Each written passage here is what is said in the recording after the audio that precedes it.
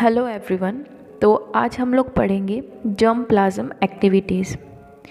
पर before starting this video I will suggest you to go through my previous video where I have explain the germ plasm and its kind.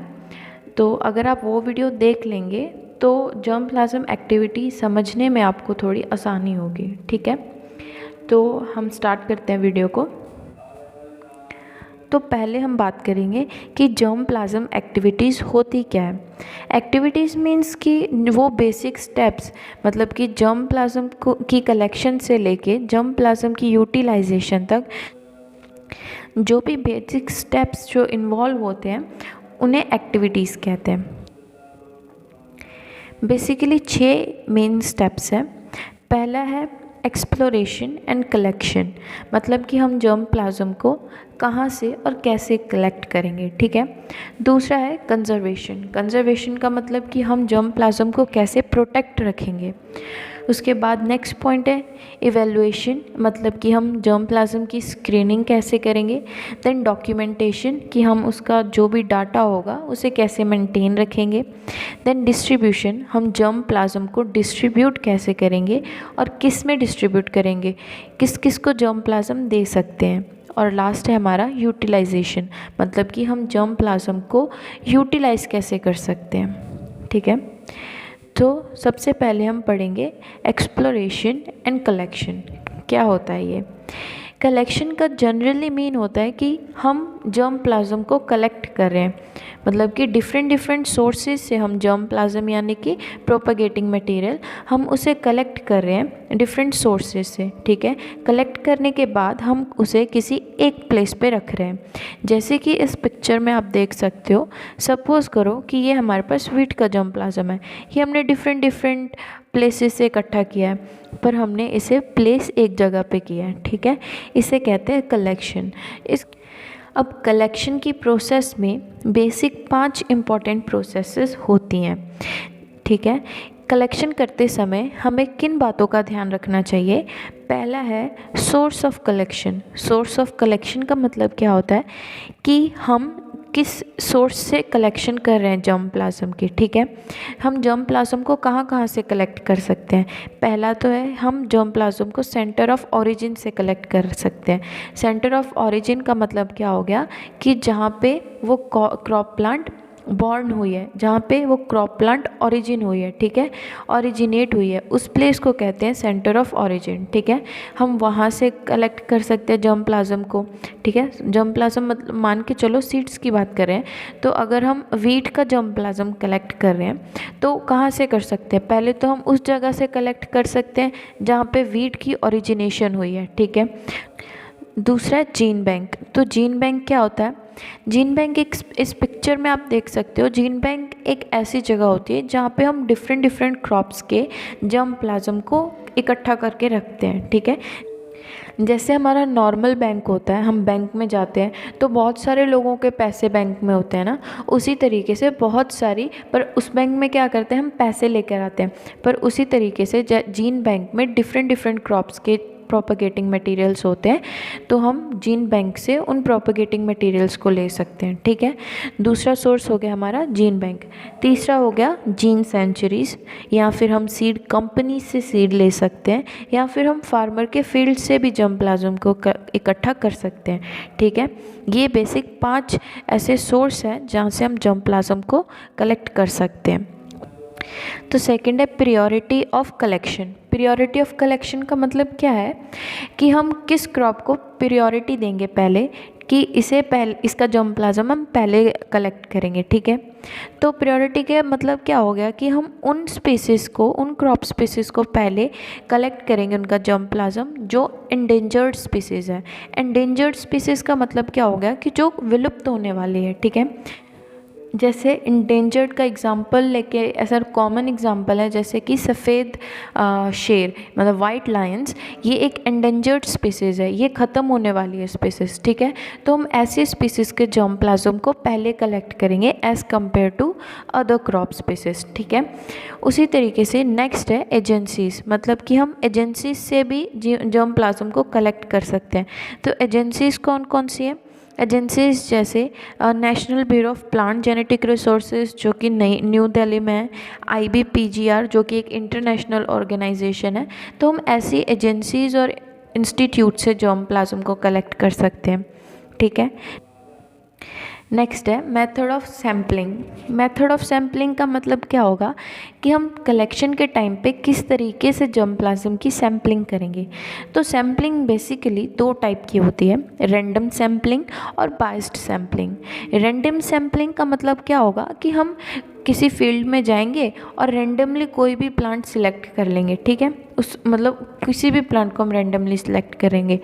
और biased का मतलब क्या होगा, biased sampling में होगा कि हम इंटेंशनली किसी प्लांट को सिलेक्ट करेंगे, हम खुद से सिलेक्ट करेंगे एक प्लांट को और दूसरे प्लांट को रिजेक्ट कर देंगे, ठीक है, वो हम इंटेंशनली। और रैंडमली मतलब हम बिना बायसनेस के किसी भी प्लांट को सिलेक्ट करेंगे, ठीक है। तो ये दो टाइप के सैंपल्स होते हैं। रैंडम, अगर हम रैंडम सैम्पलिंग से जर्म प्लाज्म को कलेक्ट करेंगे तो क्या फ़ायदा होगा कि जो बायोटिक और एबायोटिक स्ट्रेस इफेक्टिव एलील्स हैं वो सिलेक्ट कर सकते हैं हम, ठीक है। और अगर हम बायस्ड तरीके से सैम्पलिंग करेंगे जर्म प्लाज्म की तो क्या होगा कि हम मॉर्फोलॉजिकली डिस्टिंक्ट जीनोटाइप्स को सिलेक्ट कर सकते हैं, ठीक है। मतलब कि जो बाहर की अपीयरेंस से एक दूसरे से डिफरेंट हो उन जीनोटाइप्स को हम सिलेक्ट कर सकते हैं, ठीक है, बायस्ड सैम्पलिंग से। उसके बाद नेक्स्ट है कलेक्शन, कंजर्वेशन। कंजर्वेशन का मतलब क्या होता है, कंजर्वेशन का बेसिक मतलब होता है प्रोटेक्टिंग, मतलब कि किसी भी चीज़ को प्रोटेक्ट करना, ठीक है। तो हम जर्म प्लाज्म को किस तरीके से प्रोटेक्ट करते हैं, तो इसके दो तरीके होते हैं, एक होता है इन सीटू कंजर्वेशन और दूसरा होता है ex situ conservation. In situ का मतलब क्या होता है, पहले मैं आपको एक जनरल एग्जांपल देके समझाती हूँ। जैसे हमने प्रीवियस स्लाइड में एग्जांपल लिया था वाइट लायन का, उसी तरीके से इसमें हम उसका एग्जांपल लेते हैं। तो इन सीटू कंजर्वेशन में क्या होगा, इन सीटू का मतलब होता है कि हम किसी भी चीज़ को उसके नेचुरल हैबिटेट में कंजर्व कर रहे हैं। मतलब कि अगर सफ़ेद शेर को हम कंजर्व कर रहे हैं इन सीटू कंजर्वेशन में तो क्या होगा कि हम उसे जंगल में ही रहने देंगे, पर उस जंगल की बाउंड्री को हम ह्यूमन इंटरफेरेंस से दूर रखेंगे, ठीक है। मतलब उस जंगल में ह्यूमन का इतना इंटरफेरेंस नहीं होगा, तो हम उसे एक सेंचुरी कंसीडर कर सकते हैं, ठीक है। और वहीं अगर हम बात करें एक्स सीटू कंजर्वेशन की, तो एक्स सीटू कंजर्वेशन का मतलब क्या होगा कि हम उसी सफ़ेद शेर को जंगल में ना रख के एक चिड़ियाघर में रख रहे हैं, एक जू में रख रहे हैं, ठीक है। तो वो होगी in situ, ex situ conservation, ठीक है। मतलब कि हम उसे कोई एक्सटर्नल एनवायरनमेंट में लेके जा रहे हैं कंजर्वेशन के लिए, ठीक है। इन सीटू मतलब उसके नेचुरल हैबिटेट में, और एक्स सीटू का मतलब हो गया उसे हम कोई एक्सटर्नल इन्वायरमेंट प्रोवाइड करें कंजर्वेशन के लिए, ठीक है। उसी तरीके से प्लांट में भी होता है, ठीक है। प्लांट की बात करें तो इन सीटू कंजर्वेशन का मतलब क्या होता है कि हम प्लांट को उसके नेचुरल हैबिटेट में कंजर्व करें। जैसे कि आप इस पिक्चर में देख सकते हो, इसमें प्लांट्स को हम नेचुरल हैबिटेट में कंजर्व करने की कोशिश करेंगे, ठीक है। नेक्स्ट है ex situ conservation. Ex situ का मतलब क्या होगा कि हम उसे जीन बैंक में कंजर्व कर सकते हैं, ठीक है।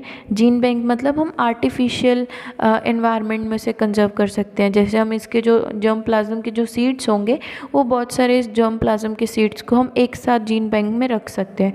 तो इन सीटू का एग्जाम्पल हम इसका ये जो नेचुरल हैबिटेट है वो कह सकते हैं, जैसे कि सेंचुरीज, बायोस्फीयर्स, नेचुरल पार्क्स। तो ये सब एग्जांपल होंगे इन सीटू कंजर्वेशन के। और एक्स सीटू कंजर्वेशन के एग्जांपल्स हो सकते हैं जीन बैंक्स वगैरह, ठीक है। तो नेक्स्ट है इवैल्यूएशन। इवैल्यूएशन का मतलब क्या होता है, इवैल्यूएशन का मतलब होता है कि हम इसमें जर्म प्लाज्म की स्क्रीनिंग करते हैं। स्क्रीनिंग का मतलब क्या होगा कि हम इसे जर्म प्लाज्म को क्लासिफाई करते हैं डिफरेंट ग्रुप्स में, ठीक है। जैसे कि आप इस पिक्चर में देख सकते हो, जैसे कि आप इस पिक्चर में देख सकते हो कि ये सारे सीड्स है तो पिजन पी के, तो इसमें क्या होगा कि ये डिफरेंट कलर्स है। सीड्स तो सारे एक ही स्पीसीज़ के हैं, पर हमने इन जर्म प्लाज्म को क्लासिफाई करके रखा हुआ है, ठीक है। इसी तरीके से इवोल्यूशन में भी, इवैल्यूएशन में भी क्या होता है कि हम डिफरेंट क्लासेस में क्लासीफाई करके रखते हैं, जर्म प्लाज्म को डिफरेंट ग्रुप्स में बांट के रखते हैं, ठीक है। किस किस चीज़ के बेसिस पे? उसकी मॉर्फोलॉजी के बेस पे, मतलब उनके जो बाहर के अपीयरेंस है उनके बेसिस पे उसे अलग रखते हैं, उनके जेनेटिक मेकअप के बेसिस पे उन्हें अलग रखते हैं, या फिर उनके जो बायोटिक एबायोटिक स्ट्रेसेस होते हैं उनकी परफॉर्मेंस पे, उनके एट्रीब्यूट के बेसिस पे हम उसे अलग रखते हैं।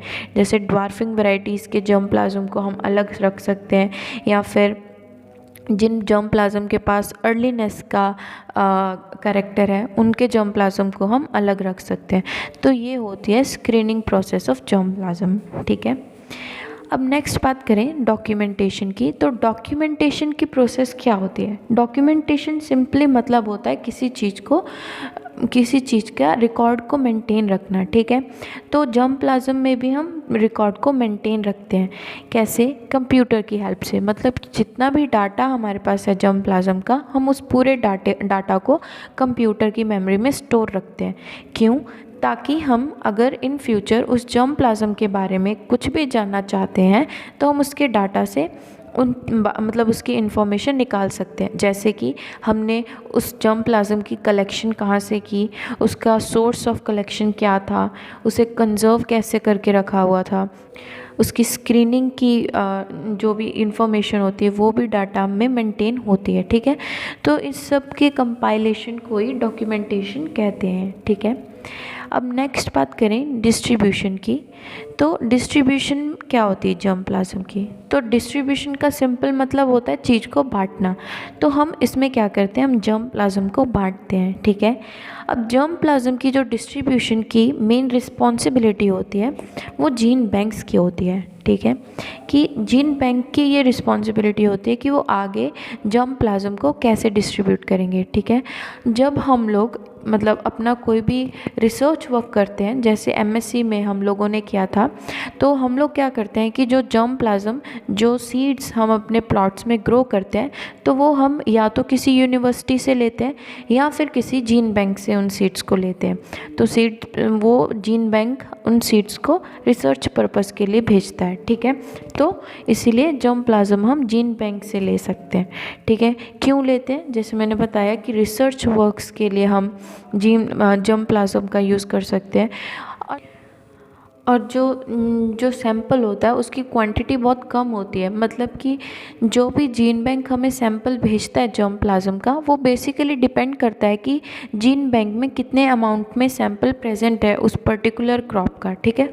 कितना जर्म प्लाज्म एक पर्टिकुलर क्रॉप का जीन बैंक में प्रेजेंट है, उसी के बेसिस पे हमें आगे जीन बैंक जो है सैंपल भेजता है हमारे रिसर्च वर्क के लिए, ठीक है, अगर हम मंगवाते हैं वहाँ से। तो उसके बाद क्या होगा कि ये भी रिस्पॉन्सिबिलिटी होती है एक, कि वो रिकॉर्ड मेंटेन करके रखते हैं कि जर्म प्लाज्म हमने किसे दिया, कब दिया, क्यों दिया, ये सारा रिकॉर्ड्स भी जो है वो मेंटेन किया जाता है, ठीक है। उसके बाद क्या है, लास्ट हमारा है यूटिलाइजेशन। तो यूटिलाइजेशन का मतलब क्या होगा कि हम जर्म प्लाज्म को क्यों यूज़ कर रहे हैं, ठीक है, किस पर्पस के लिए यूज़ कर रहे हैं। तो ये मैंने आपको ऑलरेडी बताया कि जर्म प्लाज्म को हम क्रॉप इम्प्रूवमेंट प्रोग्राम्स के लिए यूज़ करते हैं। क्रॉप इम्प्रूवमेंट मतलब रिसर्च वर्क्स के लिए या फिर वाइड हाइब्रिडाइजेशन प्रोग्राम्स के लिए, ताकि हम न्यू वैरायटीज़ डेवलप कर सकें, या कोई भी जो डिफरेंट रेजिस्टेंस के सोर्सेज है वो डेवलप कर सकें। मतलब साइंटिफिक बेसिस के लिए हम जर्म प्लाज्म का यूज़ कर सकते हैं ताकि वे क्रॉप इम्प्रूवमेंट के लिए यूज़फुल हो सके, ठीक है। So that's all for today's video. इस वीडियो में हमने पढ़ा कि जर्म प्लाज्म एक्टिविटीज़ क्या होती हैं, कि कौन से उसके वो डिफरेंट स्टेप्स होते हैं एक्टिविटीज़ के, जिसके थ्रू हम जर्म प्लाज्म को कलेक्ट कर सकते हैं और उसे इवेलुएट कर सकते हैं, उसकी डॉक्यूमेंटेशन कर सकते हैं, उसे डिस्ट्रीब्यूट कर सकते हैं, ठीक है। होप आपको ये वीडियो अच्छी लगी होगी। अगर अच्छी लगी तो please like, share and subscribe to my channel. Thank you.